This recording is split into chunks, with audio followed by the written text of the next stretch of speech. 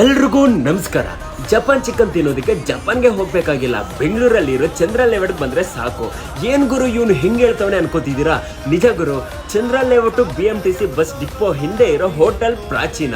ಇಲ್ಲಿ ಸಿಗೋ special and famous Japan chicken, keema, pepper ಬಲು ಮತ್ತೆ ಬೋನ್ಲೆಸ್ ತಲೆ ಮಾಂಸಗೆ ಪಬ್ಲಿಕ್ ಸಿಕ್ಕಾಪಟ್ಟೆ ಡಿಮ್ಯಾಂಡ್ ಗುರು. ಇವ್ರದ್ದೇ ಹೋಮ್ ಮೇಡ್ ಮಸಾಲ ಹಾಕಿ ಪ್ರಿಪೇರ್ ಮಾಡೋ ಮಟನ್ ಬಿರಿಯಾನಿಗೆ ನಾನಂತೂ ಫಿದಾ.